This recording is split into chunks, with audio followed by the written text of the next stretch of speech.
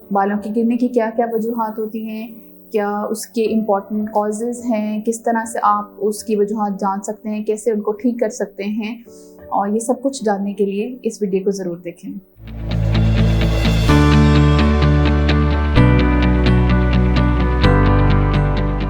अस्सलाम वालेकुम, मेरा नाम डॉक्टर राबिया इशफाक है। मैं एक dermatologist, cosmetologist and laser specialist हूँ। मैंने MBBS king Edward medical university Lahore से किया है। उसके बाद डर्मेटोलॉजी की ट्रेनिंग मैंने मेयो हॉस्पिटल लाहौर से की। करंटली मैं as senior registrar university of Lahore में अपने फ़राइज़ अंजाम दे रही हूँ, और इवनिंग में मैं वलेंशिया हाउसिंग सोसाइटी में, हमीदा मेमोरियल हॉस्पिटल एंड बाबडे टाउन में हेल्थ सिटी हॉस्पिटल में अपनी प्रैक्टिस करती हूँ।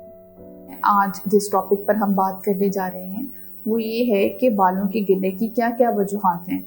आप जानते हैं कि ये आजकल बहुत कॉमन इशू है फीमेल और मेल दोनों में, कि बाल बहुत ज़्यादा गिर रहे हैं। बालों के गिरने की वजह से जो स्कैल्प है वो नज़र आना स्टार्ट हो रही है। लेकिन आप देखेंगे कि ये इसकी वजूहात हर इंसान में मुख्तलिफ हैं। किसी भी दूसरे इंसान की ट्रीटमेंट आपके लिए सूटेबल नहीं है। हो सकता है उसके अंदर और वजह हो और आपके अंदर और वजह हो। तो सबसे पहले डिस्कस कर लेते हैं कि क्या वजूहात हैं जिसकी वजह से बाल गिरना स्टार्ट होते हैं। सबसे अहम बात जो मर्दों में है वो एंड्रोजेनेटिक एलोपेशिया एक वजह है। एंड्रोजेनेटिक एलोपेशिया में जीन्स डिटरमिन करती हैं कि बाल किस इंसान के कब गिरेंगे। दो कि उसके अंदर इन्वायरमेंटल फैक्टर्स भी शामिल होते हैं, लेकिन ये जेनेटिकली डिटरमिन्ड होता है बालों का गिरना। ये मर्दों और औरतों दोनों में पाया जा सकता है, लेकिन मर्दों में ज़रा इसकी फ्रीक्वेंसी ज़्यादा है। एज ऑफ ऑनसेट यानी कि जिस एज पर ये नमूदार होते हैं वो भी ज़रा ख़वातीन से पहले आ जाता है। दूसरी अहम वजह बालों की गिरने की है कोई भी न्यूट्रिशनल डेफिशिएंसी। वो बायोटीन की डेफिशिएंसी हो सकती है, जिंक की डेफिशिएंसी हो सकती है, या फिर आयरन की डेफिशिएंसी होती है। आपने देखा होगा कि टीनेजर्स में आजकल बहुत ज़्यादा ट्रेंड है क्रैश डाइटिंग का। ये बहुत ज़्यादा कंट्रीब्यूट कर रही होती है आपके हेयर फॉल में। जो थर्ड इम्पॉर्टेंट कॉज है वो है pregnancy. Post delivery 2 to 3 months के बाद ख़वातीन में बाल गिरते हैं। मोस्टली ख़वातीन आती हैं ये बात लेकर हमारे पास कि बाल बहुत ज़्यादा गिर रहे हैं। अब उनको ये बात यहाँ पर क्लियर करना ज़रूरी है कि ये भी फिजियोलॉजिकल है। बालों का गिरना 2 से 3 महीने प्रेगनेंसी के बाद, डिलीवरी के बाद बाल गिरते हैं, लेकिन वो सारे बाल दोबारा आहिस्ता आहिस्ता वापस आ जाते हैं। इसके अलावा इम्पॉर्टेंट कॉज ये है कि कोई भी स्ट्रेस हो। वो स्ट्रेस क्या हो सकता है, जैसे कि आपने देखा होगा कोविड का एक चल रहा है।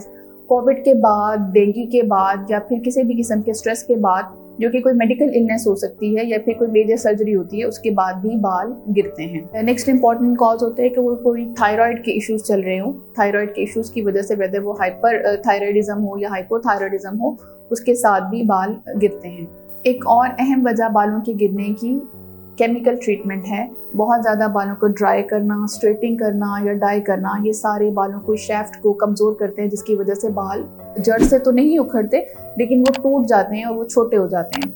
सो अब हर इंडिविजुअल में आपने देखा है कि डिफरेंट वजूहात हैं बालों के गिरने की।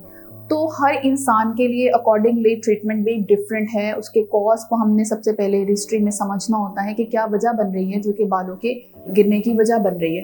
हिस्ट्री से पता चलता है कि बालों के गिरने की वजह क्या है। उसके बाद सम लैब टेस्ट हैं, कुछ इस तरह की लैब्स हैं जो कि according to the individual, according to the patient हमें करवाना पड़ती है। उसको देखना पड़ता है कि क्या वजह बन रही है। लाइक अगर कोई न्यूट्रिशनल डेफिशिएंसी है तो हम उसके लिए आयरन के टेस्ट करवाएंगे। कोई थायराइड के इश्यूज़ हैं तो उसके लिए टेस्ट करवाएंगे। अगर मेल टाइप बॉल्डनेस है, यानी कि मर्दों में जो बाल गिर रहे हैं, तो वो आपको हिस्ट्री और एग्जामिनेशन से ही पता चल जाते हैं। अब treatment according to the disease हमने करनी होती है। जो मेल टाइप बॉल्डनेस है उसकी ट्रीटमेंट अलहदा है, उसमें आप PRP भी कर सकते हैं, लेकिन साथ में आपको कुछ और दवाइयाँ खाने के लिए भी दी जाती हैं। इसी तरह न्यूट्रिशनल डेफिशिएंसी को हमने रिकवर करना होता है। उसकी मल्टीविटामिन्स और बायोटीन, वो सब कुछ देकर न्यूट्रिशनल डेफिशिएंसी को हम रिकवर करते हैं, उसको ओवरकम करते हैं।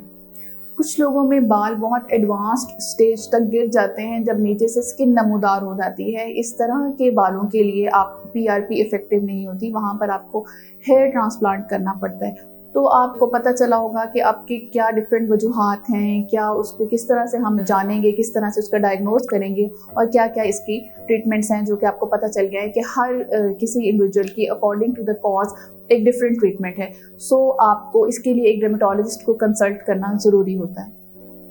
سو ہیئر فال سے اگر آپ پریشان ہیں اور آپ اس کا ٹریٹمنٹ کروانا چاہتے ہیں یا آپ PRP کروانا چاہتے ہیں یا آپ ہیئر ٹرانسپلانٹ کروانا چاہتے ہیں تو آپ marham.pk کے تھرو اس لنک پر کلک کر کے میرے ساتھ آن لائن کنسلٹیشن کر سکتے ہیں یا پھر فزیکل اپوائنٹمنٹ بک کروا سکتے ہیں. Thank you so much.